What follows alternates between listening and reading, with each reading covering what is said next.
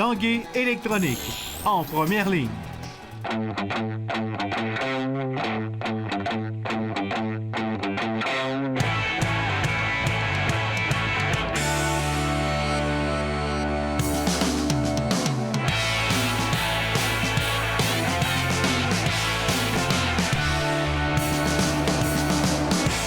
En cette première journée de neige, bienvenue à l'Esprit sportif. Au menu d'émission, un peu plus tard, on vous parle de l'équipe canadienne de patinage de vitesse longue piste. Il y aura plusieurs Québécois qui participeront aux premières Coupes du monde. Mais d'abord, parlons de nos Olympiens. Hier soir, l'organisme Excellence sportive Québec-Lévis honorait tous ceux qui ont participé aux Jeux de Rio.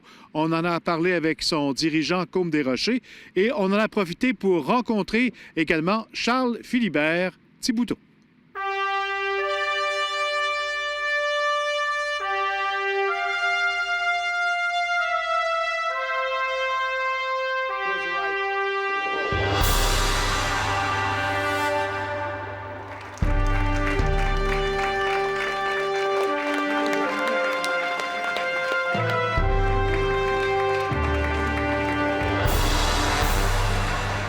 Même si les Jeux olympiques paralympiques fait déjà plusieurs semaines, c'est terminé, c'est important pour nous autres ce soir de les remercier parce que c'est des porte-paroles pour notre organisation. C'est également des modèles pour nos athlètes de la prochaine génération parce qu'on s'occupe aussi beaucoup des athlètes élite relève. Ce qu'on voulait aussi ce soir, c'est de les rendre hommage, mais aussi que nos partenaires puissent jaser avec les Olympiens. On connaît tous leurs résultats, mais il y a des Olympiens qui ont connu des belles histoires, des moins bonnes histoires, de partager un peu leur quotidien, c'est ce qu'on voulait ce soir. Pas maintenant pour le cycle olympique d'hiver. Alors, est-ce que vous allez vous concentrer plus sur les athlètes d'hiver maintenant? Notre offre de service roule à l'année longue, donc aussitôt que les sports d'hiver se terminent, les sports d'été, donc notre offre de service est vraiment en format continu. C'est certain que pour les Olympiens, quand on arrive à quelques mois des Jeux, là, on est plus sensible à leurs besoins spécifiques. Les entraîneurs, les athlètes nous arrivent avec des besoins de dernière minute. On est plus à l'écoute, mais on est plus sensible à leurs besoins parce que des fois, des besoins qui n'étaient pas prévus de leur part. Donc, c'est pour ça que quelques mois avant les Jeux, on est plus conscient de leurs besoins. On distribue environ 250 000 par année dans la région en service. Si on en avait 100 000 de plus, on saurait où les placer parce que les besoins sont là. Charles Philibert Thibouteau. Charles Philibert Thibouteau, on rend hommage aux Olympiens ce soir. Ça nous remet un petit peu dans le bain des Olympiques.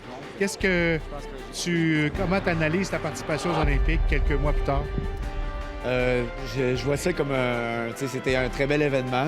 D'être un Olympien, c'est une chance que peu de personnes ont. Puis un peu en perspective, quand on prend un peu de recul, j'ai trouvé que c'était un très bel événement. J'ai eu beaucoup de fun là-bas. Je suis resté un peu sur ma fin de ma demi-finale. J'aurais voulu me qualifier en finale. C'est sûr que dans les jours directs après, ça a été un peu dur à avaler, mais comme je dis en perspective, c'est juste un très bel événement. Puis s'il y a de quoi, ça me rend un peu plus affamé pour la suite, puis ça me donne envie de m'améliorer puis d'améliorer ce résultat-là dans le futur. Est-ce qu'après analyse, il y a des choses que tu aurais fait différemment dans ta préparation? Je pense pas que j'aurais pu faire grand-chose de différent, franchement. J'ai une blessure majeure au dos durant l'hiver, puis j'ai fait tout ce que j'ai pu en entraînement pour arriver au meilleur de ma forme au jeu. Puis comme de fait, j'étais au meilleur de ma forme, qu'est-ce que je pouvais aller chercher, je pense, dans le laps de temps que j'avais. Mais là, ça va être de repartir à zéro, puis de construire là-dessus, puis essayer de rester en santé année après année pour que les résultats que j'ai eu cet été, je sois capable de les surpasser. Là, on sait ce que ça prend, tant au niveau physique que mental. Puis je pense que dans 4 ans, j'ai l'intention d'y être et d'être extrêmement compétitif. Qu'est-ce qui t'occupe depuis les Olympiques? J'ai pris 2 semaines de repos, vraiment à rien faire à la maison à Québec, juste être un homme à la maison, profiter de Netflix, puis j'allais tirer le ballon de basket dans un parc proche de chez nous. Fait que c'est vraiment de me changer les idées, puis aussi de laisser faire l'aspect course à pied. Là, j'ai repris l'entraînement progressivement, puis les choses vont bien. Puis c'est repris de plus belle, je pense. De retour en mai prochain sur leur circuit Diamond? Oui, de retour en mai prochain sur le circuit Diamond League, ce serait ça le plan. Donc, on prévoit un gros hiver en termes de volume et d'intensité aussi pour que je puisse arriver au mois de mai déjà prêt à faire un standard des championnats du monde direct au mois de mai. Tu trouves ton plaisir à participer à ces compétitions-là professionnelles? Oui, parce que c'est là que j'ai l'occasion de me mesurer avec ceux qui ont justement fait une finale olympique, la finale que j'ai manquée.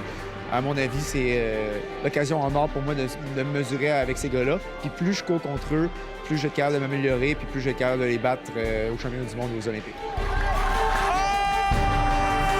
D'ici là, tu as quelques compétitions, tu es quand même actif. Oui, évidemment, c'est sûr que ces compétitions-là, c'est plus des compétitions de pratique ou c'est pas des objectifs majeurs dans l'année. Sauf qu'on les garde dans le calendrier pour garder un peu une coche de compétitivité, garder le feu bien là. Je vais faire 2 courses de cross-country cet automne, provinciale puis nationale. Puis je devrais faire 3 courses sur piste intérieure cet hiver. Sur toute une bonne saison, merci. Merci beaucoup.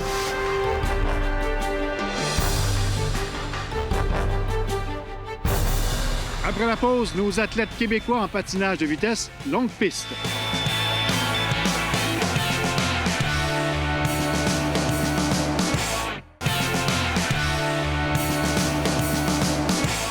La saison de Coupe du monde en patinage de vitesse longue piste débute bientôt. Ce sera du côté du Japon et de la Chine. Et 6 Québécois, oui, 6 Québécois qui s'entraînent ici même au centre Gaétan-Boucher se sont qualifiés pour participer à ces Coupes du monde d'automne.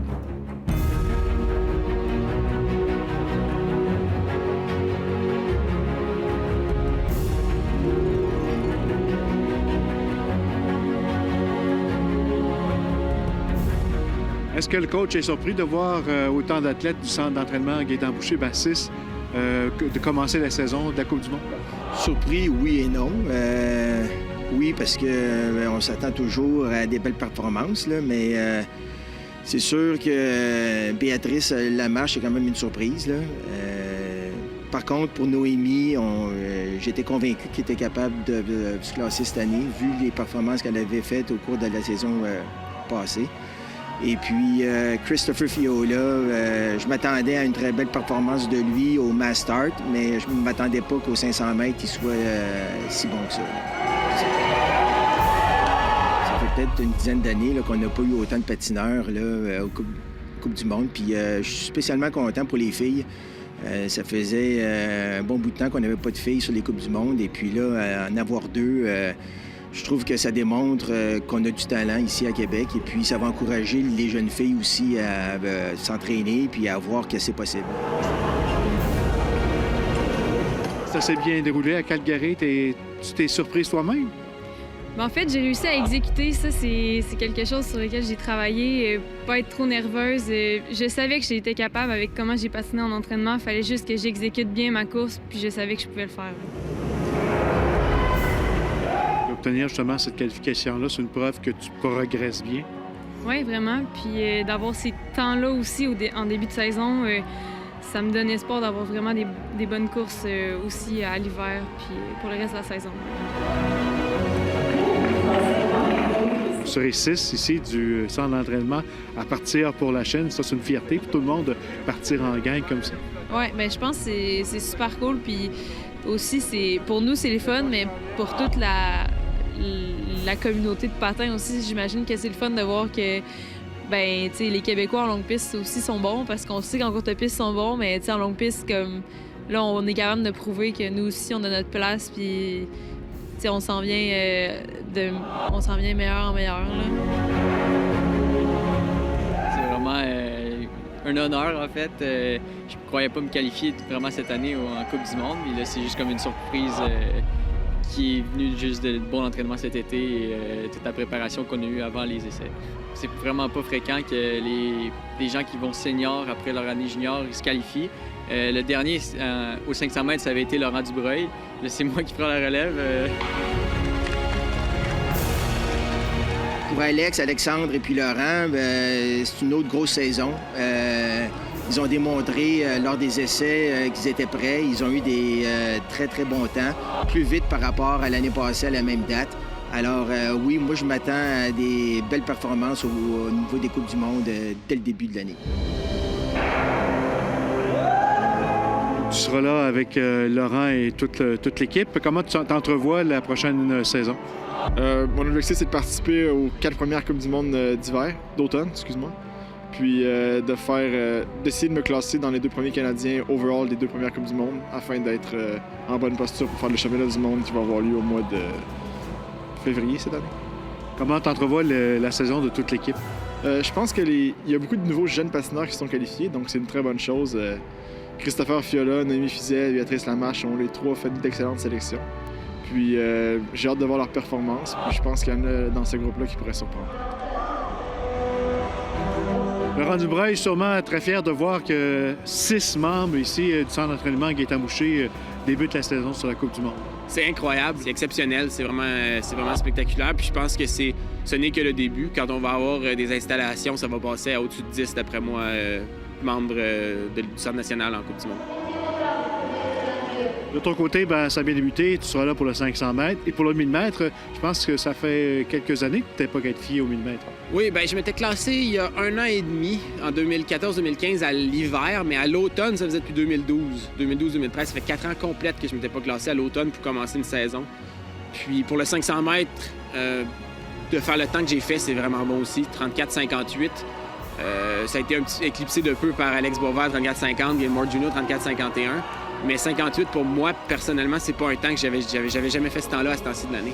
Je suis vraiment optimiste, puis j'ai clairement des potentiels de médailles à chaque 500 mètres que je vais faire si j'exécute bien techniquement. Ils vont tous débuter en Chine, Japon. Ensuite, dépendamment de leur résultat, il faut qu'ils soient dans le groupe A. Donc, on parle des 20 meilleurs patineurs au monde pour poursuivre l'aventure au Kazakhstan et aux Pays-Bas.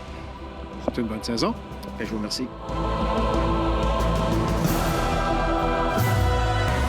Voilà qui complète l'esprit sportif pour aujourd'hui. Demain, entre autres, à surveiller à notre émission, un portrait sur André Savard, dont le chandail sera retiré par les remparts vendredi soir. C'est tout. Bye-bye. À demain.